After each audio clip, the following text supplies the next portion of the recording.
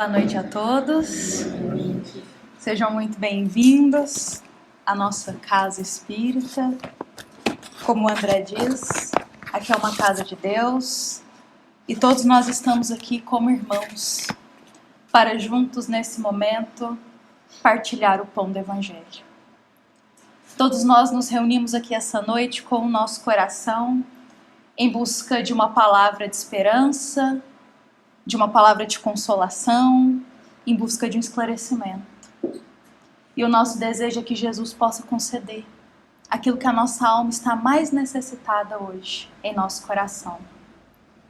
Porque como a Águida também nos lembrou, Jesus disse: aonde estiver 2 ou 3 reunidos em meu nome, ali eu estarei. Jesus está aqui conosco. Meus irmãos, essa semana eu estava pensando em algo. Já perceberam que quando a gente convive muito com alguém, a gente começa a ficar um pouco parecido com essa pessoa? Já perceberam que quando a gente convive assim frequentemente, com um amigo, com um conhecido, com um parente também, a gente começa até a falar como essa pessoa, a ter o mesmo jeitinho, os mesmos trejeitos. A gente começa a se assemelhar tanto que às vezes quem é de fora até pergunta se somos parentes de algum jeito. Porque nos parecemos muito. E isso é verdade. Quanto mais a gente convive com alguém, mais ficamos parecidos com essa pessoa. Até as ideias, as palavras, a gente começa a ficar parecido. E eu fiquei pensando isso essa semana, porque a gente pode usar isso a nosso favor. Se com as pessoas do nosso convívio é dessa forma, a gente também pode fazer assim com Jesus. Quanto mais a gente conviver com Jesus em nosso dia, mais a gente vai se aproximar dele. Quanto mais a gente conviver com Jesus em nosso dia, mais a gente vai começar a ter o Cristo em nosso coração e refletir os ensinamentos, as palavras dele. Meus irmãos, se isso acontece com as pessoas, a gente também pode fazer isso nos aproximando de Jesus. E eu digo isso porque lá no Livro dos Espíritos, na questão 625, é dito pra gente que Jesus é o nosso modelo, Jesus é o nosso guia. É aquele que a gente tem que buscar seguir os passos, nos assemelhar a ele. E a gente só vai se assemelhar a Jesus convivendo com ele em nosso dia. Jesus é nosso guia. O que é um guia? O guia não é aquele que vai à frente, mostra o caminho? Aquele que já fez o percurso e conhece cada detalhe e vai guiando, mostrando por onde passar, aonde é melhor, a melhor estrada? Jesus está sempre nos guiando. Ele é nosso guia. Agora, Jesus também é o nosso modelo. E o que é um modelo? Modelo é aquele que a gente olha e pensa: nossa, eu me inspiro nessa pessoa.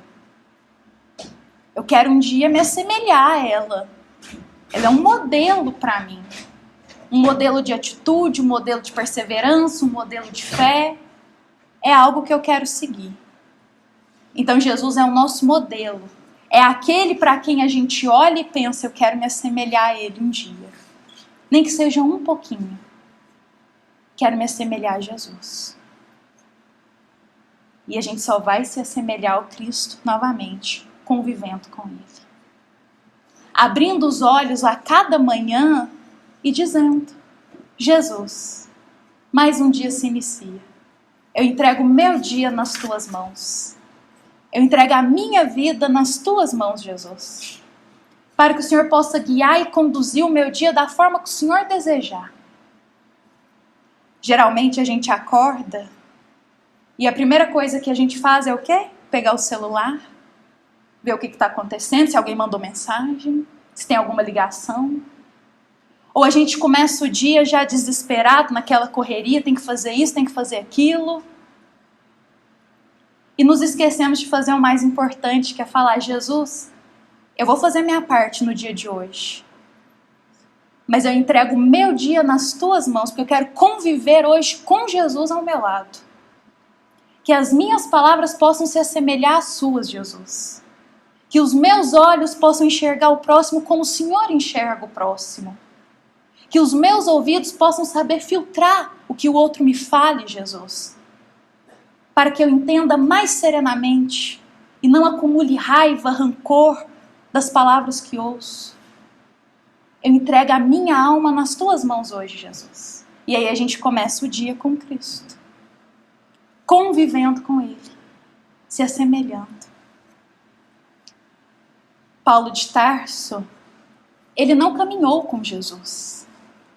Diferente dos outros apóstolos, Pedro, João, Mateus, que caminharam juntinho do Cristo. Paulo não caminhou. Paulo não conheceu Jesus enquanto Cristo estava aqui na jornada terrena. Mas Paulo é exemplo para todos nós de alguém que viveu todos os dias com Jesus no coração. A ponto dele dizer: não sou mais eu quem vive, mas é Cristo que vive em mim. Não sou mais eu que tomo as atitudes, mas é Jesus que está me guiando aqui. Como que a gente convive com Jesus, meus irmãos? Em cada palavra pensar: será que Jesus falaria assim com o próximo? Em cada atitude pensar: será que essa minha decisão agradaria a Jesus? Será que esse caminho seria harmonioso com o caminho do Cristo? Ou até mesmo conversar com Ele durante o dia? Porque a gente está com Jesus não só no momento da casa espírita, no templo religioso. Ele está com a gente no coração. Então é conversar com Ele e dizer: Jesus, eu estou com dúvida. O que eu faço nessa situação? Jesus, eu estou com um problema lá em casa, não estou conseguindo resolver. Me manda uma luz, um esclarecimento, o que eu faço? Conviver com Ele. E como eu disse, Paulo convivia de tal forma no coração que ele já dizia: olha, não sou mais eu que tomo as atitudes, que vou à frente. Jesus está à minha frente. Tem uma música muito bonita. A letra dessa música é muito bonita. É uma música de Pedro Valença.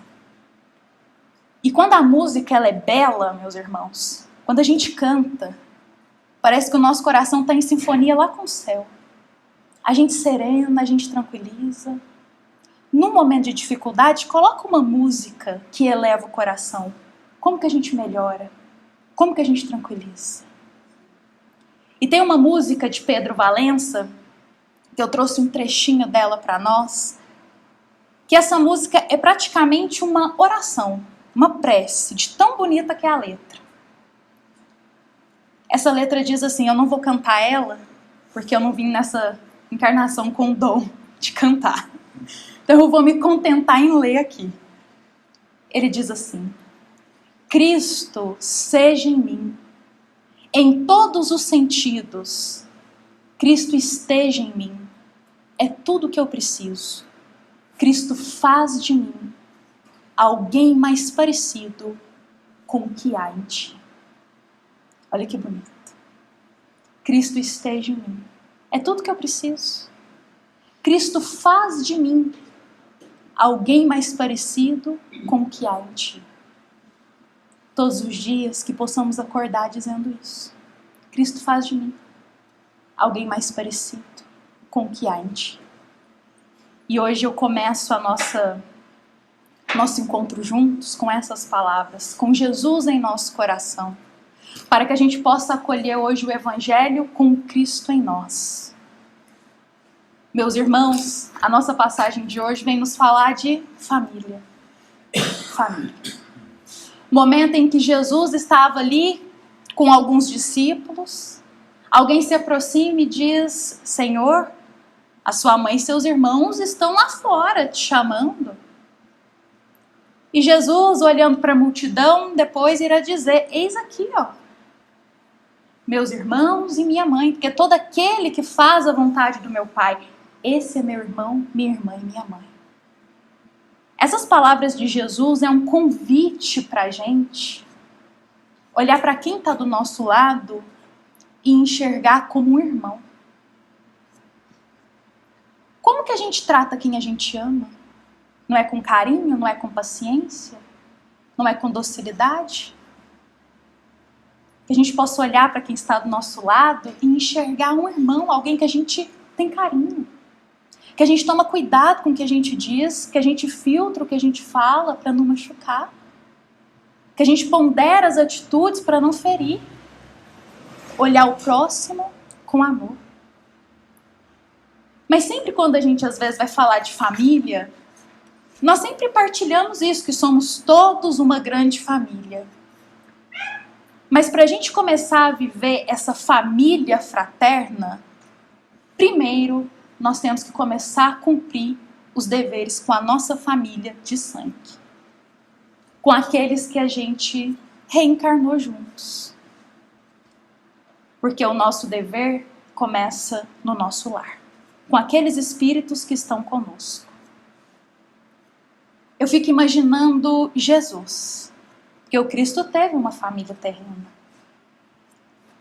Eu fico imaginando Jesus em toda a sua preparação para vir aqui à Terra. Porque o Cristo, meus irmãos, ele está numa categoria de espírito tão avançada, mas tão avançada, que como é nos dito lá na Revista Espírita, Cristo faz parte de uma categoria de espíritos crísticos. Perfeito. Agora imaginemos a nossa categoria de espíritos.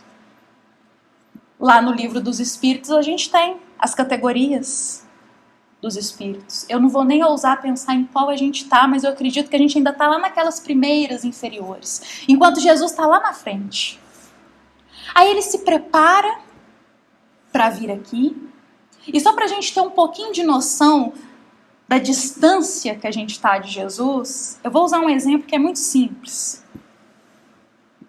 Mas é como se alguém chegasse para a gente hoje e falasse assim: olha, a partir de amanhã, você vai começar a frequentar e a vivenciar lá com a turminha do maternal. Aí você vai lá fazer as atividades com eles, aprender ali, ó, desenhar de giz de cera, colar umas figurinhas, fica lá com o maternalzinho. Imagina a gente, adultos, fazendo as atividades de maternal. Não é distante? Esse exemplo é que eu penso em Jesus, sabe? Cristo, Espírito puro, vindo aqui à Terra com almas que se assemelham a um maternal ainda, devido ao nosso nível evolutivo. Olha a paciência que ele teve com a gente. Somos ainda crianças, espiritualmente falando, devido à nossa imaturidade ainda moral. E aí imagina, Jesus vem, se prepara, vem para a Terra, e ele precisa de um núcleo familiar. Porque para estar aqui na Terra, todos nós precisamos de um núcleo familiar. E qual era o núcleo familiar de Jesus? A mãezinha dele, Maria, o teu pai e seus irmãos. E a família de Jesus tem muito a nos ensinar. Muito. Para a gente pensar na nossa família. Primeiro eu quero falar de Maria. Para uma mãe trazer Jesus, já imaginemos quão era nobre o espírito de Maria. Para trazer Jesus para a Terra. Espírito nobre. A gente tem um livro dentro dos livros espíritas que se chama Maria de Nazaré. É um livro que foi ditado pelo Espírito Miramês, psicografado por João Nunes Maia. E é uma obra belíssima porque se dedica a contar a preparação de Maria para vir para a Terra, para cumprir a missão de receber Jesus. Como ela é evoluída, como ela já trabalhava há tempos lá na esfera espiritual e aceitou a missão de vir aqui na Terra trazer Jesus. Ser mãe de Jesus. Maria é exemplo de amor de mãe. Maria é exemplo das dores que uma mãe passa, e só uma mãe sabe essa dor. Sobretudo a dor de ver um filho partir antes dela. Maria é exemplo de humildade, de paciência, daquela que soube o momento que teu filho precisava ir para o mundo. Ela não ficou com Jesus só para ela. Ela entendeu que a missão dele era no mundo. E ela fez tudo com muito amor, espírito nobre. Mas a gente também tem o pai de Jesus, muito pouco falado. Mas o pai de Jesus tem tanto a nos ensinar. Simples, humilde, trabalhador. Cumpriu o papel dele que tinha que cumprir. Cuidou de Jesus. E eu acho muito bonito, uma das coisas que eu mais aprendi com o pai de Jesus, é que tem uma parte do evangelho que é narrado pra gente, que um espírito, um anjo, irá falar com ele e passar umas orientações para ele. Olha, você tem que fazer isso, seguir esse caminho, fazer não sei o quê. Referente a Maria e Jesus que viria. E ele foi e aceitou. Não questionou, não se revoltou, não pensou, peraí, mas isso não é o que eu quero. Não, ele ouviu os conselhos desse bom espírito, aceitou e seguiu. Fez a parte dele. E eu acho isso muito bonito, porque tem muito para nos ensinar. A fé e a confiança dele nos bons espíritos. Muitas vezes, um bom espírito nos dá um conselho, nos passa uma orientação, nos mostra um caminho. Diferente daquilo que a gente estava totalmente pensando. E geralmente, o que a gente faz? Ah, mas não é esse caminho que eu queria. Mas não era isso que eu esperava ouvir. Eu esperava ouvir desse bom espírito aquilo que eu já queria mesmo. Ouvir algo que me elevasse. E aí a gente fica com aquela dúvida, não é? Será que eu faço? Será que eu sigo? Será que eu sigo o meu coração, o mundo? Ou esse conselho que está vindo dos céus? José é exemplo de quem ouviu, acolheu e seguiu com fé. Não questionou, não se revoltou, mas compreendeu que os bons espíritos têm uma visão muito mais ampliada que a nossa, que eles enxergam muito mais à frente, coisa que a gente nem enxerga. Eles sabem os detalhes. E aí eles nos passam os conselhos referente a certas coisas que podem vir a acontecer. Porque eles sabem de coisas, eles têm uma visão lá do mundo espiritual que a gente aqui na Terra é limitado. O pai de Jesus é exemplo dessa fé pra gente. Mas a gente também tem os irmãos de Jesus, também muito pouco falado. Mas algo que a gente tem marcado no Evangelho é dizendo que nem todos os irmãos de Jesus acreditavam nele. E eu pego esse trechinho para destacar pra gente que num seio familiar, os irmãos nem sempre irão ter simpatia um com o outro. Se dá tão bem. Às vezes um vai ter um pensamento lá, outro vai ter um pensamento cá. Às vezes um vai conduzir a vida de uma forma, o outro de outra maneira. Acredito que essa desavença dos irmãos com Jesus não partia da parte do Cristo, pois o Cristo é perfeito, mas dos irmãos que ainda não compreendiam a missão dele.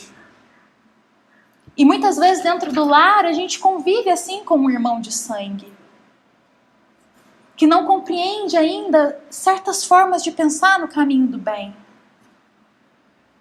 E o que a gente tem que fazer? Como Jesus fez. Continuar a nossa missão, o nosso caminho, não parar por isso. E ser exemplo para os nossos irmãos, para aqueles que partilham o lar conosco. Se um irmão nosso não tem tanta paciência, tenhamos nós paciência com ele. Ensinemos a paciência. Sejamos o exemplo de Jesus dentro do lar, com a nossa família. Então olha como que a família de Jesus, ela tem muito para nos ensinar. E algo que eu fico pensando é que Jesus conviveu muitos anos juntinho com a sua família. Por volta de 30 anos, Jesus ficou ali, no anonimato, em teu lar. Porque a gente começa a perceber a vida de Jesus, o ministério dele começa a partir dos 30 mais ou menos e dura o quê? Uns 3 anos. Mas antes disso, Jesus tinha uma vida aqui na terra.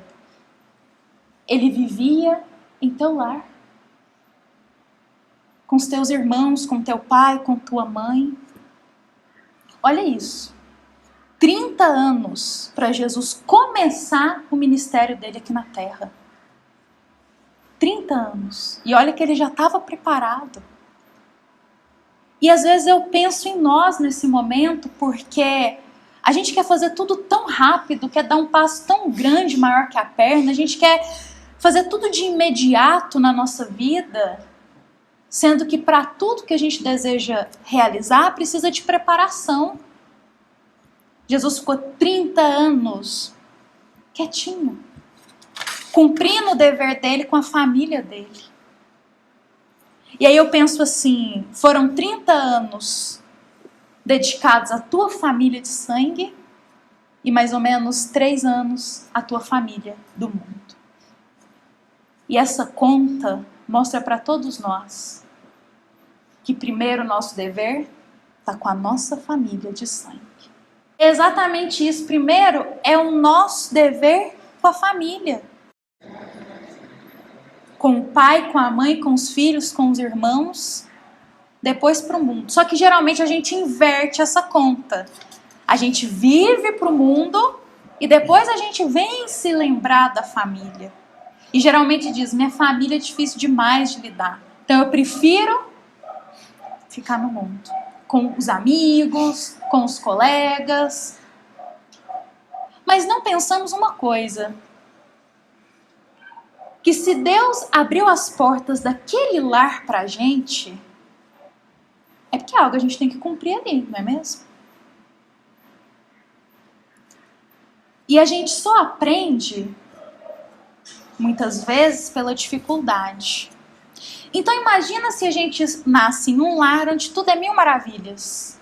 Tudo bom, a gente não tem uma desavença, todo mundo concorda com a gente, todo mundo dá tudo pra gente, aceita tudo. Como que a gente vai crescer, evoluir? Porque a gente só desenvolve a paciência é com alguém testando a nossa paciência todo dia. A gente só desenvolve a caridade verdadeira é quando alguém vira as costas pra gente, dentro do lar mesmo. E a gente ainda tem que ir lá ajudar. Aí a gente vive a caridade.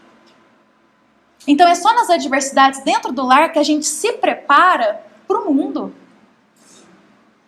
Para o mundo. E como eu disse, quantas vezes a gente vive para fora e não cumpre o dever em nosso lar. Jesus cumpriu o dever dele no lar dele primeiro. A gente está cumprindo o nosso? Primeira coisa que eu penso, a gente está cumprindo o dever como pai e como mãe para com os filhos? Eu digo uma coisa, que a doutrina espírita, ela expande o nosso olhar para compreender que os filhos são espíritos com uma bagagem gigantesca. Quando chega no lar já tem uma bagagem espiritual antes. E os pais têm o dever de conduzir esse espírito para uma via melhor. Só que aí tem uma questão. Os pais podem fazer tudo que está ao alcance deles. Mostrar o caminho do bem, ser exemplo no bem. Mas a decisão desse caminho sempre será do filho. O filho que vai escolher qual rota ele quer seguir. Quantos pais a gente tem que é exemplo no bem, mas o filho decidiu não seguir o caminho. Escolha dele, do espírito. Os pais fizeram a parte deles. Só que cabe a cada pai e cada mãe ter essa consciência do seu dever. E que educar moralmente um filho não é dizer sim para tudo, concordar com tudo. educar moralmente, a saber conduzir pelo caminho do bem, muitas vezes vai ser necessário um não nesse momento. Porque o não, ele educa muito mais do que o sim. Eu tenho até uma história sobre isso para contar para a gente aqui hoje. Essa história do nosso querido Humberto de Campos. E é uma história tão detalhada que hoje eu vou precisar ler os trechos dela para a gente. Porque essa história é exemplo de pais, sobretudo de uma mãe, que amava muito seu filho, mas não soube compreender o amor dentro dos limites de uma educação moral. Achava que amar era dar tudo para o filho, era dizer sim, não posso discordar em nenhum momento, meu filho. Essa história, meus irmãos, Humberto de Campos irá trazer, o Chico Xavier vai psicografar, e essa história conta que espíritos amigos irão adentrar em uma casa, irão ver ali no chão um álbum de recordações da família. Sabe álbum de recordações? Só que esse álbum, ele era diferente. Ele tinha ali as datas e embaixo das datas tinha como se fosse um diário, o que aconteceu naquele momento. E aí a primeira data, e é a mãe que escreve. A primeira data, essa mãe vai colocar assim, outubro de 1941. Essa história é antiga. Aí essa mãe vai escrever, meu filho nasceu. Meu filho nasceu no dia 12. Que alegria, eu não consigo nem explicar esse amor que eu tô sentindo. Eu nunca senti esse amor. A gente só sente esse amor quando o filho nasce. Meu filho nasceu. Aí depois essa mãe escreverá assim, outubro de 1941. Meu filho recebeu o nome de Maurício. Eu tenho certeza que ele é um tesouro do céu. No dia 20 de outubro, poucos dias depois, ela diz, pedi para Jorge, o meu marido, comprar um berço mais refinado para o meu filho. Meu filho não pode dormir em qualquer lugar. Maurício tem que ter o melhor. Pedi para o Jorge ir lá comprar o melhor berço que tem. Jorge veio me falar sobre caridade, que a gente tem que ter caridade, tem outras pessoas passando necessidade, que não pode sair gastando assim. Jorge estava com umas ideias já de espíritas, não sei o que é isso, mas eu falei, traga o berço, o melhor berço. E assim Jorge fez. No ano seguinte, 1942, ela vai dizer, Mauricinho adoeceu.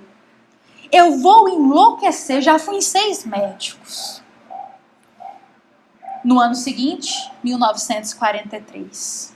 Olha só, o pediatra me disse para parar de amamentar o Maurício e tirar a chupeta dele. E me aconselhou certas coisas. Quem que esse pediatra pensa que é? Eu sou mãe, eu sei de tudo. Eu sei o que é melhor para o meu filho.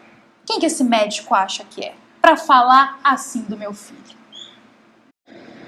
No ano seguinte, 1944, essa mãe vai colocar a seguinte recordação. Tadinho. Mauricinho ficou intranquilo. Ele arranhou, mas de levinho, o rosto da babá. É brincadeira de criança, não é? É bobagem. Mas Jorge não aceitou. Diz que tinha que corrigir Maurício, que tinha que ensinar o que é certo. Eu não aceitei isso, não. Coitado, Maurício é só uma criança. Não tem que corrigir agora. Bom, 1946, 2 anos para frente. Jorge veio falar comigo. Diz que eu não estou agindo bem com Maurício, que eu tenho que educá-lo, que eu tenho que corrigi-lo. Isso não está certo. Maurício é um tesouro. Menino tão bom, não tem por que corrigir. Meu filho é um anjo, ela diz. Olha só, Jorge não está certo. 1948. Hoje é dia 9 de abril. Maurício teve umas crises terríveis. Ele quebrou as vidraças, quebrou prato, jogou até um copo na empregada e machucou os olhos dela. Jorge queria castigar o menino, corrigir, mas eu falei que não, é brincadeira de criança. Não tem nada demais, pra que corrigir? 1950, olha, o tempo tá passando. A professora de Maurício me chamou na sala e disse que não tem condição. Maurício anda fazendo certas coisas que não tá certo. E eu logo disse: quem você pensa que é para corrigir o meu filho? Você tá errada, eu como mãe estou sempre certa. 1952, Maurício está crescendo. Bom, Maurício foi expulso de 3 colégios, ninguém aceita ele. Esses colégios estão errados? Estão dizendo que meu filho está fazendo coisa errada? Não. Meu filho está certo, meu filho é um anjo. Meu filho é um tesouro. Bom, Jorge diz que quer mandar ele pro internato, para ele aprender. Mas eu não vou admitir isso porque Maurício é muito meigo. Maurício é tão tranquilo. Eu jamais vou permitir que o pai corrija ele. 1956, Maurício já estava grandinho. E aí ela diz: tem cabimento? O Jorge quer que meu filho trabalhe? Ele quer que ele vai trabalhar numa loja de móveis? Jamais! Maurício, ele não vai trabalhar. Jorge diz que ele precisa de um emprego para ter disciplina na vida, que ele não tem. Eu não vou aceitar isso. Maurício tem tudo do bom e do melhor. Eu trabalho por ele, eu faço as coisas por ele. Não precisa fazer nada, não. 1957, dia 14 de janeiro, essa mãe escreve: o Jorge está muito doente. O médico pediu que a gente evitasse qualquer contradição aqui em casa. Mas aconteceu algo. Alguns amigos de Jorge vieram falar que Maurício tá aí furtando as coisas na rua. É mentira. Meu filho jamais vai furtar algo. Maurício é tão doce, é tão bom. Não, meu filho não. Outubro de 1958. Jorge ficou irado porque eu exigi que ele comprasse para Maurício um carro para dar de presente para ele de aniversário. Jorge não concorda que dê as coisas assim. Mas meu filho merece tudo. Como assim? Meu filho merece tudo que eu não tive? Ele tem que ter, na maior facilidade. Jorge cedeu. 1959. Eu estou desesperada. Jorge foi sepultado. Mas ainda aconteceu uma coisa. Amigos vieram me falar que Mauricinho tá mexendo com drogas. É mentira! Meu filho? Com drogas? Jamais. Meu filho não mexe com drogas. Esse pessoal tá com inveja, tá inventando coisa, fofoca? Não tá. Mais 2 anos e a gente vai ver o final da história. 1960. Tem cabimento? 2 mulheres me procuraram, mas eu acho que foi com a intenção de me arrancar dinheiro. Porque elas começaram a me falar que o Mauricinho foi lá e roubou as joias delas. Isso é mentira. Elas estão querendo me enganar. Maurício é perfeito. E o último ano que ela escreveu, fevereiro, dia 22 de fevereiro de 1961. O nosso velho amigo, Noel, chegou até mim para falar que Maurício está fazendo muita coisa errada. São drogas, furtos. É mentira. Isso jamais, meu filho jamais vai fazer isso. Esse amigo enlouqueceu. Isso não é verdade. Meu filho sempre teve tudo. Sempre fiz tudo por ele. Ele é muito bom. Esse foi o último relato dela. E ela escreve assim: eu não permitirei que meu filho sofra. E eu nunca na minha vida admiti que alguém levantasse a voz contra ele. Ai de quem corrigisse o meu filho. Nesse ponto, os bons espíritos dizem que foi o último relato dela. Do lado do álbum, umas gotas de sangue. Maurício precisava de dinheiro. Assassinou a própria mãe. E a mãe nunca percebeu, nunca notou o caminho que o filho estava conduzindo. Avisos não faltaram. É uma história forte, né, meus irmãos? É uma história real. E é uma história que ainda continua nos dias de hoje. Quantos pais acham que dá tudo pro filho? Fazer tudo? Que isso que é educação moral? Não é. Se estamos encarnados na Terra é porque somos espíritos imperfeitos. Sendo imperfeitos, precisamos ainda de muita corrigenda moral. Quantos pais e quantas mães fecham os olhos para a conduta que os filhos têm? Fecham os olhos. Sendo que avisos não faltam.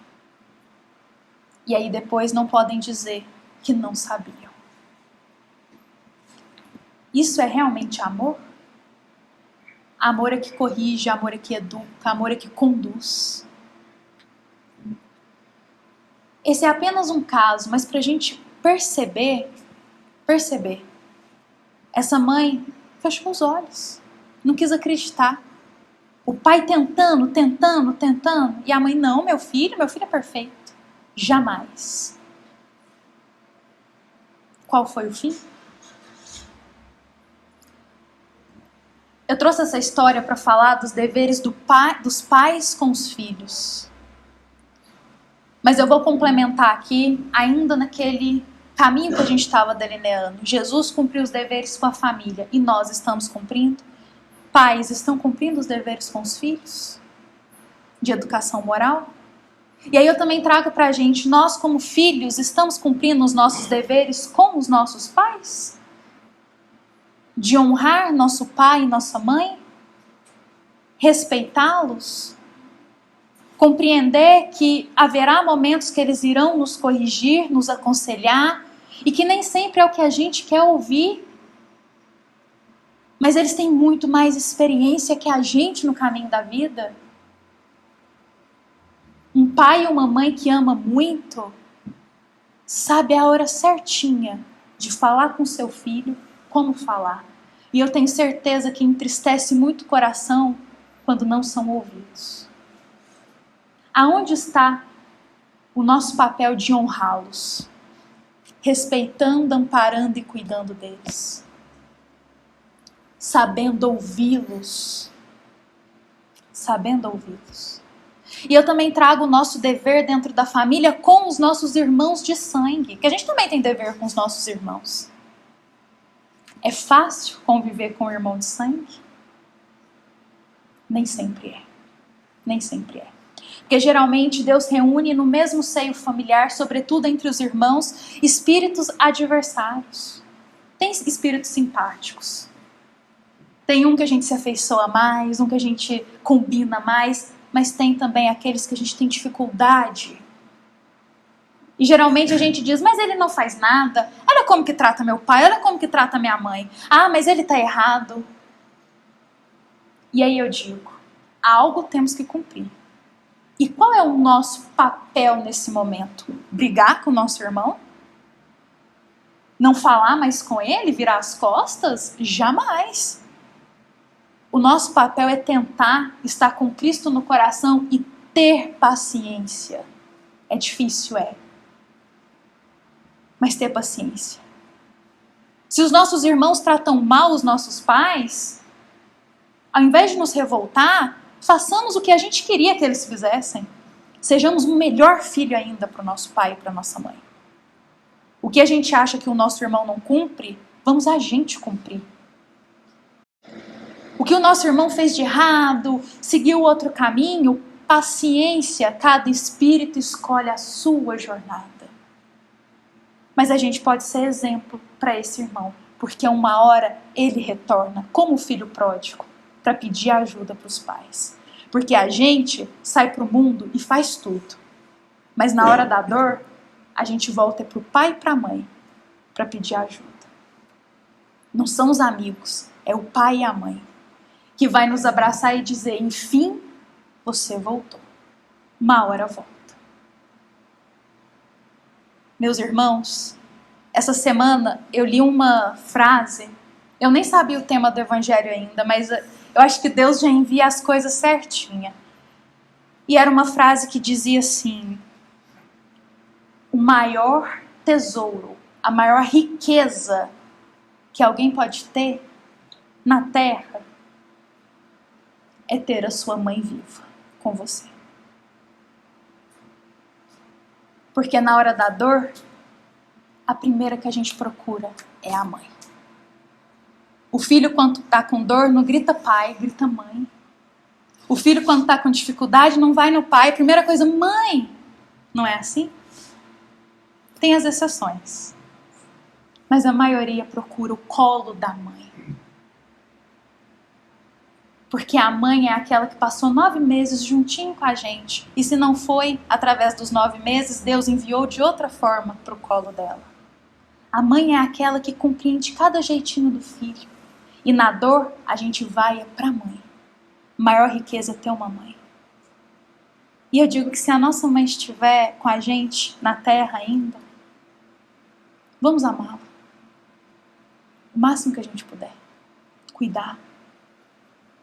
Porque uma mãe é tudo pra gente. Tudo. E se a mãe não estiver mais aqui, eu tenho certeza que ela ainda cuida de cada um de nós aonde ela esteve. E eu digo algo pra gente. Lembremos sempre que os nossos pais fizeram o melhor que eles podiam pra gente. O melhor. E às vezes a gente fala, mas meu pai é isso, minha mãe é aquilo, não sei o quê. Eles fizeram o melhor na condição deles. E a gente precisa honrar.